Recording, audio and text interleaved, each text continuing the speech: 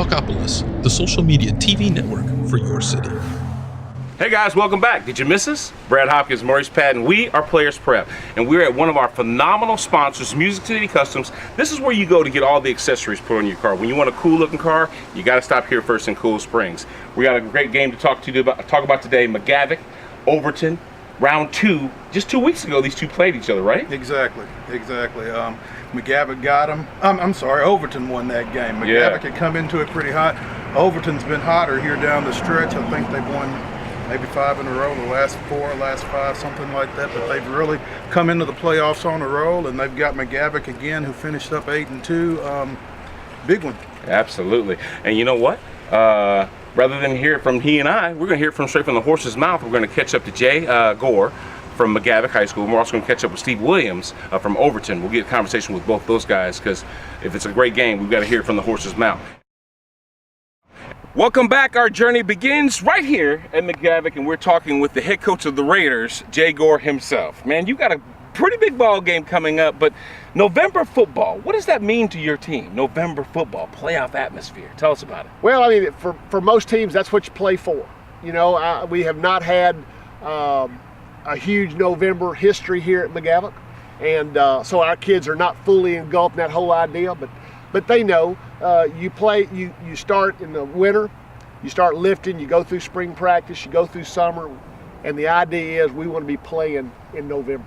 And you know, as we build this thing and go on, and the old saying is you have a great year if you're playing Thanksgiving weekend, and that's what we want to do. We want to be playing as far down the line as we can, and so that's what you play for. Jay, kind of take us through this season. You guys got off to a great start, finished up 8-2, kind of stubbed your toe against Overton a couple of weeks ago, but just the season that you guys had, and you talk about not a whole lot of November history with this program. You've got a team this year that can make a little, I would think. We hope so. We had 4 great games, Tullahoma and Franklin right off the bat, Rossview with big wins. Franklin was a great win for our program to step out of the county and win. And then we go against Hillsboro. We laid the ball on the ground too many times, too many turnovers, and just dropped a couple of passes, did some things wrong, lost that one. We come back and we win 3 more. Play well in those games. And then Overton, 2 weeks ago, we just didn't play a great game. I think our kids are capable of playing better. Not taking anything away from Overton. I mean, Ugo is a D1 signee for a reason. The Fuquay kid, they've got 2 or 3 linemen that are very good. The quarterback does a good job. Kim Lee does a good job on defense. I mean, top to bottom, they're a good football team. And they came out and played well. And we, like you said, we kind of stubbed our toe a little bit. And but, you know, I was worried about our kids the last week when we come back in against Cane Ridge. I wasn't sure where our head was. Right. You couldn't tell it. I mean, when they flipped the whistle and said, let's go, shoot, it was all us. And so I'm pleased with that. Yeah, well, Coach Gore, take us back into this week's preparation. Obviously, when you're facing a team that has given you a loss, especially when you've had such a good year, what's the focus like? Is it about the playoffs, playing in November like you talked about, or is it about getting that one back that you let get away? You know, that's tough. It is about, if you play poorly, and we feel like we did, it's about regaining some of that pride. Whatever the scoreboard says at the end, at least we want to put our best foot out there. And we want to walk off the field. When it's over, and it will be over at some point in time, we want to be able to walk off the field and say, we did our best. Right. And so that's what it's more about that, but that goes hand in hand with being able to play late in November. You know, if you do those things, we think every week, we tell our kids every week, doesn't matter who's on the other side over there, they're just next. That's all we look at. There it is. And it's all about us. So we've got to do our things. We've got to do our kind of football. We've got to play our fundamentally sound game. And we think if we do that, at the end of the game, we'll deal with it. There you go. Coach, you talked a little bit about your skill guys in particular, and DeMontez Carlton is where it all starts for you all on offense. Talk about the job he's done this year. Done a great job for us. You know, he's got feet. I mean, he can take off and get a lot of yards running. He's got a good, strong arm. Took him up to Murray this summer. He was throwing the ball 54, 57, 60 yards in the air. I mean, he's got a good, strong arm. He's just done a lot of things for us. He has 1,000 yards passing and about 1,450 yards rushing.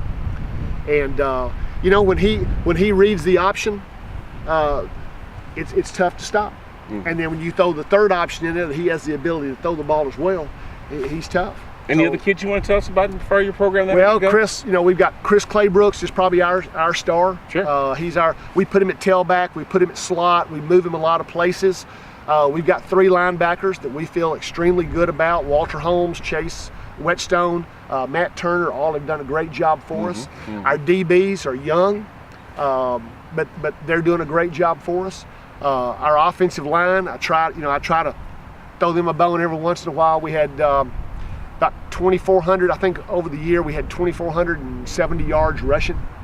So 247 yards a game average. Nice. And Ben McCullough, Damian Starks, Chris Dang, Chris Murphy, Teron Henderson, they've been the 5 that have kind of been the ones all the way through. Right. And they've done a great job. Damian is getting recruited by some people. And, that's where they're the heart and soul of our football team. And I think that's anybody. Your offensive line is got to be the one. Smart man. Yeah. Smart man. When you talk about Overton, obviously you talk about Ugo Amadi, you talk about Nick Fuqua. How do you go about slowing down all those skill guys, or what is your defensive approach to Overton? Score a lot of points. Easy as that, huh? Try to score more points. I don't know if you can. I don't know if you can stop them. You said it. You try to slow them down.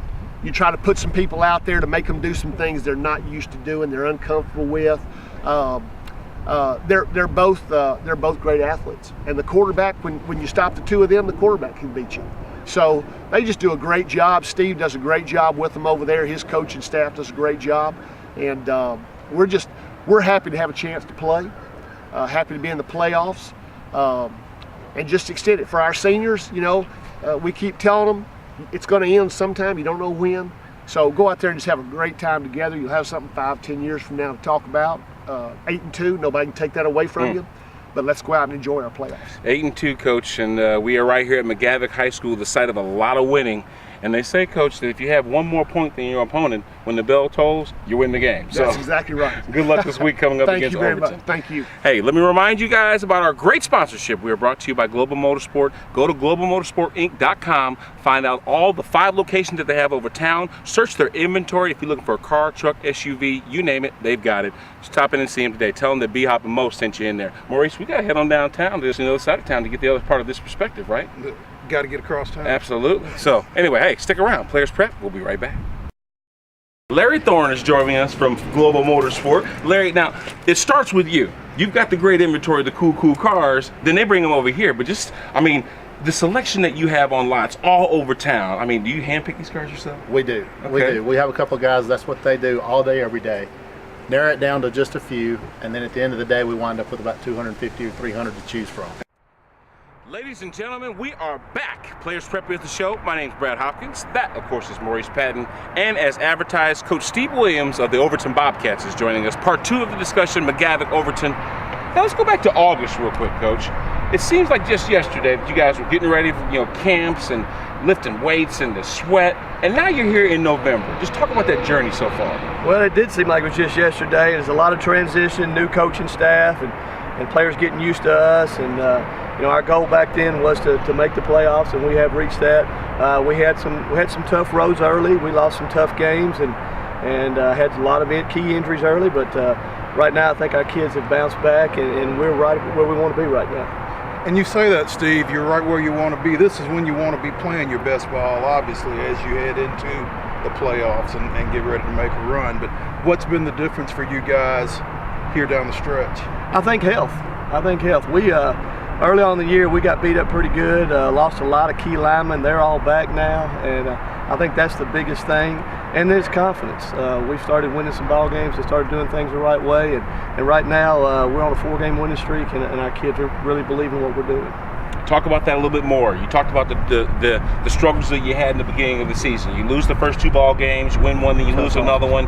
But look where we are now. You haven't lost a ball game since the beginning of October. Is that part of the confidence that you talked about, putting those games together, that's allowed you to keep winning like that? Well, we had a tough early schedule. We knew that was going to be tough, and we were going to have to endure that. We talk about the season being a marathon and not a sprint. And that's what we've been preaching to our kids. And when we went down 1-4, our kids kept believing, kept coming to work, working hard. And we said, you know, it's the end of the journey, not the beginning of the journey. And I think we're playing what we need to be doing right now.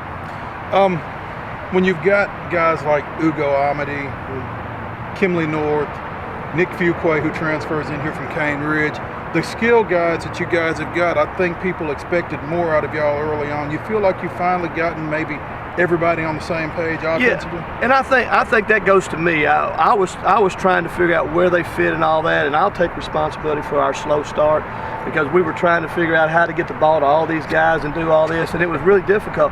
Now I think we've kind of slowed down and we're into our pattern now we need to do. But yeah, I think we have a lot of weapons, and we found a quarterback in Julius King, a junior, who replaced Ugo. We were able to put Ugo out in space, and everybody knows what kind of an athlete he is, and we've been able to get him the ball a lot more also. Coach Williams, is it hard to keep your kids focused when they know they're playing against a team that they've beaten recently, that they've beaten last year? I mean, is it hard to battle complacency when you're talking about, you know, getting ready for a ball club that they pretty much are familiar with? No, this is a rivalry. McGavock and Overton goes way back, and our kids understand that. And it's playoff time, so the intensity of our practice yesterday was probably the best we've had. Wow. So our kids are when we talk playoffs, our kids are excited. Talk about McGavock. It starts with the quarterback for them on the offensive side of the ball, the Carlton kid. Obviously, you guys did enough against them a couple weeks ago to get out with the win, but how do you go about stopping everything that he brings to the table? It's really hard, and you know, they've got the Clay Brooks kid that is a phenomenal athlete. They put him in space and do a lot of things. You know, we just try to contain him, and that's a hard thing to do. They're going to get some big plays like they did against us, but we're going to try to eliminate the big plays, and that's all we can do. But great coach team and tremendous weapons, and they're hard to defend. Coach Williams, as good a coach as you are, man, you can't get out there on that football field and tackle people and throw the football and run it. Tell us about some of those kids that make your program go. Well, I would leave somebody out. We've got great senior leadership. You know, Ugo Amadi, it starts with him, and he's been offered by just about everybody in the country, and just a tremendous kid, great leader. We have two great tailbacks in Kimley North and let's see, and then Nick Fuqua. We also have a sophomore, Tavarius Travis. Our front line is healthy again. We're senior dominated up front with our front line. It starts with John Orr and Darius Dalton, our center, and I could go on and on and on. And we have Elijah Pankey in the slot. And defensively, we're just a bunch of no-names that get after it and run to the football and play aggressively. D'Angelo Holt's done a pretty good job. I left him out. Thank you, Maurice. I told you I was going to leave somebody out. Great athlete, tremendous defensive end. He has 19 sacks right now, 7 sacks for losses. You know, people have quit running at him. He's such a good athlete. And thank you for remembering that because I forgot him. Hey, Players Prep got word that I guess the 100th person through these the turnstile right here gets that red truck, right? I think so. The Bobcat truck? Yeah, we'll get the keys No, for you. No. Well, put it this way, if that's not the one you want, then stop by Global Motorsport because they've got that vehicle, I'm sure, in stock in many more of different colors too. So, hey, that's going to do it for another edition here. This has been Coach Steve Williams from the Overton Bobcats. They got a big game coming up against McGavock, familiar opponent, but yet and still, like we talked about, the history of the program should make this a great one. I'm B Hop, that's Mo P. We'll be right back with our closing thoughts. Hey, and we are back. The place is Global Motorsport. We hear us talking about it all the time on the show. Well, what better way to conclude another great episode than doing it from the showroom with Maurice's car right in the back. Yeah. Anyway, last week we talked about Ensworth BA as being one of the games that people needed to get out and see. I was at that game. You were at that game. I saw you on the sidelines. You were making fun of my hat. I saw you in the stands. You were making fun of my hat. That's cool. I was nice and toasty. But tell us about the ball game where you saw it from. I mean, I saw the Ensworth pull away late, but it was a good game up until that point. Yeah, absolutely. You know, the way Ensworth went down on the first drive, 2 plays, and they're in the end zone, and you thought it was going to be one of the track meets that you've seen in Division II AA all year. Right. Really settled in. What was it, 7-7 at the half, 10-10 at the end of the third, and then Ensworth pulls away late. Like you said, got a couple of big plays from Darius Moorhead and P.J. Settles and put it away 31-17. But again, as we were saying going into that game, you get the feeling that that's not the last time those two are going to see each other. Absolutely not. It seems like every single year the BA Ensworth matchup is something that in November people are going to want to want to watch. And guess what? I'm sure that at some point in time, the way these teams were playing and the way that they ended their seasons, they'll probably see each other again. But there are some other tilts. We got done talking about McGavock, Overton, of course, the feature on today's show. But what about some other games, Mo? Franklin and Centennial. Franklin Centennial, second time in as many weeks. Franklin wins at 37-34. Last week, one of the better games of the week, went back and forth a lot. Franklin went ahead late. And when you play 2 times in 2 weeks, you know, Brian Rector and the Centennial staff is going to have a lot to coach off of. You would think that revenge factor is there. They've certainly got their attention going back over to Franklin for this one. So that'll definitely be a game to watch this week, I think. It's really not about the X's and O's with that one. It's about the Jimmies and Joes, because what can they do differently than they did 7-8 days ago? It's really about the effort, I would say. It's the effort, Yeah. it's the intensity, and it's the focus. Like you said, I don't think it is about schematics as much as it is who gets higher and stays focused for this one. Independence, Hendersonville. What do you think about that, too? Really interesting matchup, I think, because Independence likes to throw it all over the place. Andrew Bunch, the junior quarterback for them, has had a fantastic season. I think he's up around 2,300 yards, and they're going to put it in the air a bunch, maybe 40 times. If Hendersonville throws it 10 times, that's about 5 too many, probably. So it'll be a fun game. Yeah. It'll be an old school game on one side of the field and arena ball on the other side. So it's going to be a really interesting matchup, I think. Well, you're going to have to tune in next week to find out exactly who wins the Overton-McGavock matchup. We'll have that recap. But before we do that, we always acknowledge the guys that put the win in our sails. And how about this? Larry Thorne, the guy that you've seen shadow in our program all day, he himself was a standout in high school. Matter of fact, he went on to play in college, too, Jacksonville State. Welcome into the show, Larry. You know, we had a brief word with you in the very beginning just about, you know, not only your involvement, but just really want to get into you. Why is high school sports, do you think, such an important piece of I guess you could say, sports and what we're doing nowadays? At the end of the day, as a player, you go back to, you never forget what it was like on Friday night when you step out, especially come playoff season like right now, okay? You go through your pregame, you get that sweat on, and you get ready, and it's on. And it's win or go to the house. Right? That's exactly it. And it's exciting. It's the Jimmies and the Joes, as you referenced. It's the mamas and the papas and the girlfriends in the stands. And it's what matters.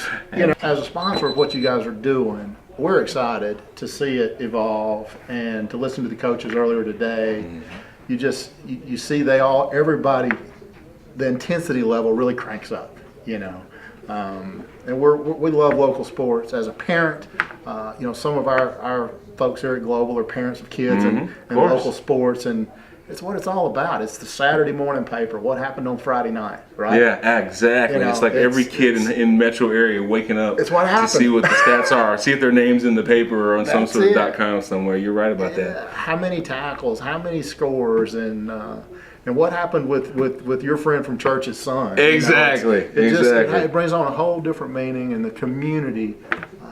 High school sports is where it's at, and I loved it. And you know, when you line up out there and you get ready to bust through that paper, you know what I'm talking about. Yep. It's on, and it's just hope the cheerleaders isn't on the other side. Nobody gets hurt. Yeah. Sometimes that happens. Well, for Maurice, we want to thank you very much for being a participant in this, and we feel that high school sports is probably one of the most purest form of sports. It is without any taintedness and pretension. It's just young athletes going out there and doing the best job that they possibly can, and we want to thank you for being a part of that. Appreciate it. Thank you. All right. Thanks, guys. That's going to do it for Maurice Patton. I am Brad Hopkins. That was Larry Thorne, part of Global Motorsport. Go to globalmotorsportinc.com. Find out all the information that you need to find out to make your next vehicle purchase, because as you can see, they do not play around when it comes to cars. Whether it's an SUV, sports car, luxury, sedan, you name it, they've got it. They've even got old schools for guys like me and Mo. So come on down and see them. They'll be here to help you out. That's going to do it for us. We'll see you next week right here on Players Prep. Take care, guys.